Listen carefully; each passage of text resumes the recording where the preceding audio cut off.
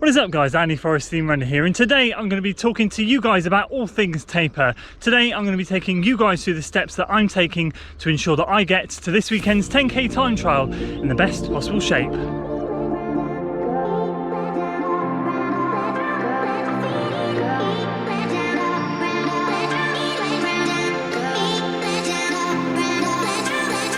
So the taper can seem like this big magical mystical thing that we have to get right in order to be fresh and ready for race day, and ultimately that is the goal for a taper, to get yourself as finely tuned as possible so when you hit that start line you are in the best possible shape to go and smash your PBs. However, it is quite a difficult thing to master. Been running 5.5 years now, and I can assure you I've had my fair share of bad tapers. So today the goal is to take you through some of the tips I have that I've picked up along the way and talk to you guys about them, how I implement them, and my general week leading up to it. We're going to start off with my workout. I'm about to do 4 by 3 minutes on with 1.5 minutes rest. Yes, a workout in taper week. I'll talk to you about that in a second.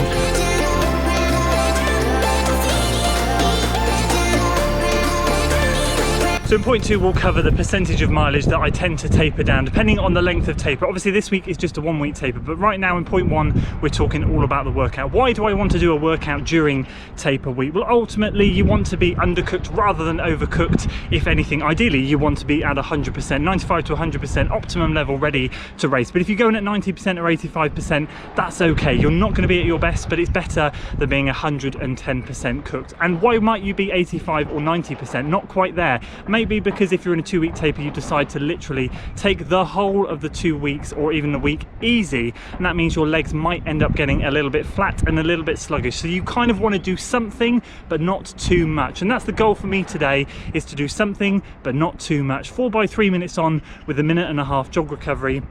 It's going to be 12 minutes worth of work. It's going to be just over 2 miles. And put this into perspective, I've been doing 6 by a K and 8 by a K, 1 hour tempo runs, 40-minute tempo runs, 20-minute tempo runs throughout this training plan. So 12 minutes worth of work really is not a lot to do, and it's going to allow me to dial into race pace, and I'm going to be able to gauge whether this weekend's target pace is realistic or not. By doing a small amount of work, it's going to keep my legs tuned up, fresh, sharp, not sluggish for Saturday, but it's not going to be too much that's going to tip me over the edge and feel fatigued on Saturday. So I'm going to crack on with the workout. I'll touch base with you afterwards and we'll talk about all about percentages in your mileage and how much you might want to taper down depending on the length of the taper.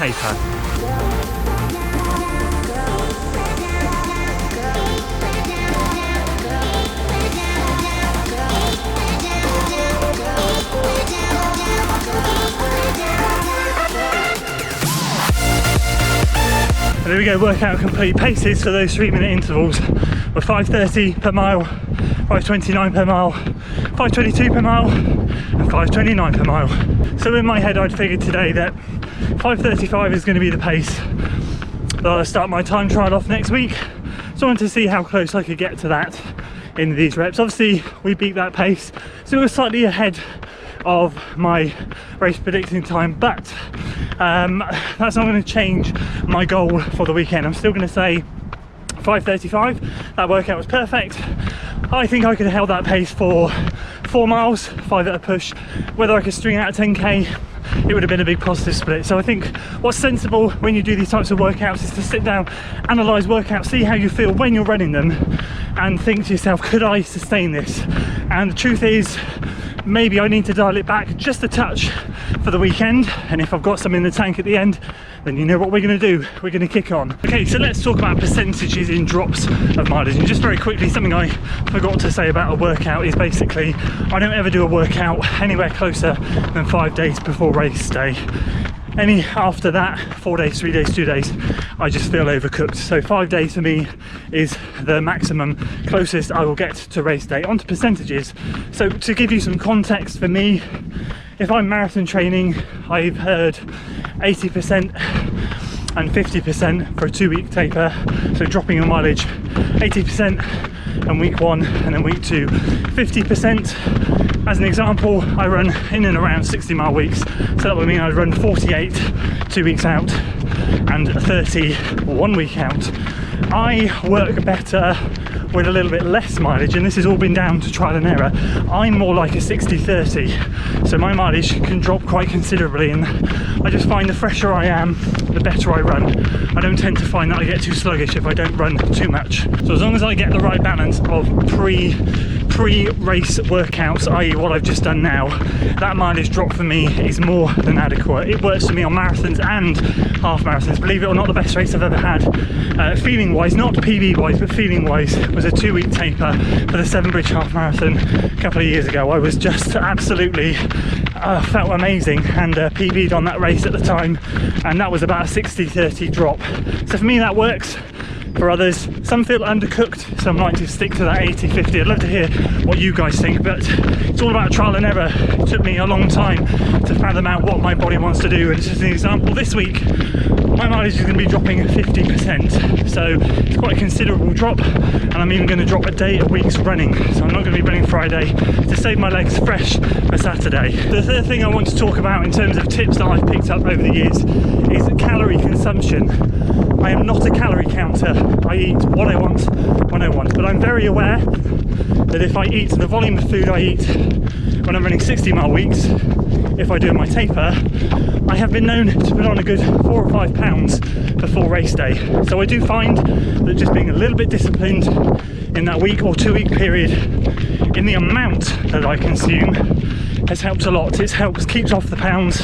You're feeling as light and fit and fresh as you were when you were doing your training, and it stops me feeling a bit more sluggish.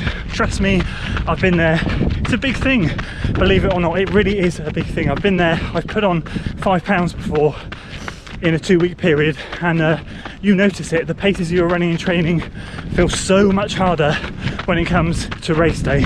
So that's the third thing that I like to do, is just watch the amount that I eat. The fourth point to note that I have always done is making sure that, other than my pre-race workout like I've done today in this final week and would do in a marathon, this workout I've done today is what I do for a 10k, half and a full. It's just a great tune-up effort. The rest is easy. It is pure and utter easy. What I tend to do on the Thursday before a race, whether the race is Saturday or Sunday, doesn't matter, is I do tend to throw in some surges at the end of my easy run.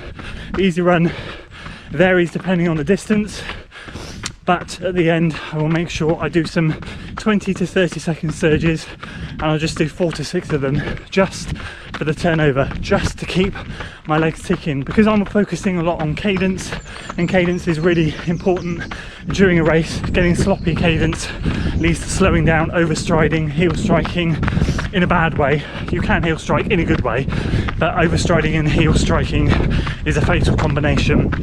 So for me, the surges keep my legs quick, feeling good, but really don't take a lot out of me. And the fifth and final thing that I do, and this is really contradictory to a lot of what I've just said, but I don't take too much notice in terms of trying to rest up and keep it easy. I have in the past taken things so seriously that I have literally sat on the sofa all week leading up to a race, and a lot of people say rest up, rest your legs, da da da da. Yeah, it's important, but my word, haven't I felt sluggish when I've got to race day. I am a big walker. I'm a big believer in active recovery. I'm a big believer in walking on my rest days. I always walk on my rest days, a good mile or two, always, and I will continue to do that. It keeps the blood flowing, keeps the circulation going. It works for me. It does not work for everyone. As I said, these are my tips. I'd love to hear what you guys do in the comments below, but for me personally, it works really well just to keep the body moving. My mind feels sluggish when I am sluggish. If I am sharp up here, I race sharp. One other final side point, which isn't really an extra point, but just a point to note, is the workout that I've done today. I do try and do these pre-race workouts, taper workouts, in my race shoes, just so I feel good, so I feel ready. So today, it's been in the Saucony Endorphin Pros, just getting used to what it feels like on race tarmac. The race is going to be on tarmac, the time trial, so I don't want to be running on the trails today. I braved the industrial estate. It was a bit busy, but that's fine. We stuck to the pavement and just got my body used to what it's going to be like on the weekend. But that's it. Those are my top 5 tips that I do for me. I'd love to hear if you do any of them, or what your tips are for your taper. Let me know in the comments below. and wish us luck for the weekend. If you enjoyed the video, guys, make sure you give it a like, share it with your friends, subscribe to the channel for weekly running content, and as always, I will see you on the next one. Until then.